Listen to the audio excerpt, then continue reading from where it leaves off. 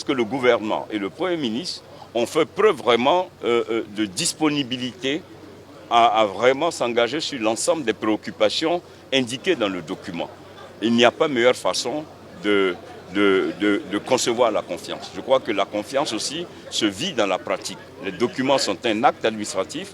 Le plus important, c'est que l'opposition prenne l'opinion à témoin et qu'elle aille à ces élections. On ne peut pas à chaque fois marchander. Sortons du marchandage, sortons des chantages, mais je crois que l'opposition a fait la preuve aussi de son engagement en venant à ces réunions. Donc nous voulons ensemble retrouver cette Côte d'Ivoire de paix, comme le RH le dit, la Côte d'Ivoire rassemblée. En tout état de cause, c'est clair, c'est net, nous irons aux élections législatives en mars.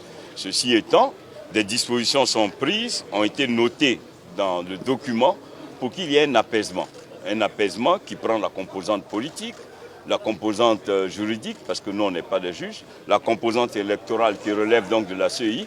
Donc chacune des composantes relève donc de structures spécialisées dans le domaine. Donc c'est à ces structures de s'engager dans le cadre défini par le dialogue pour que, au bout, nous puissions avoir des résolutions.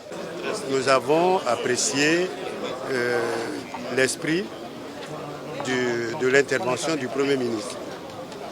C'est un esprit d'apaisement, un discours qui encourage à la paix et au dialogue, puisque ce dialogue sera toujours un dialogue permanent et les problèmes qui restent en suspens feront l'objet de prochaines séances. Le PDCI tiendra tout à l'heure un point de presse pour apporter plus d'informations. La coalition et le PDCI tiendront un point de presse. Et vraiment, c'est un document consensuel parce que chacun a dit ce qu'il voulait dire. Et vraiment, c'est à cœur ouvert que chacun des partis politiques, et tous les partis politiques étaient représentés, avec toute la société civile, en tout cas dans sa grande composante. Et nous avons participé à ces travaux.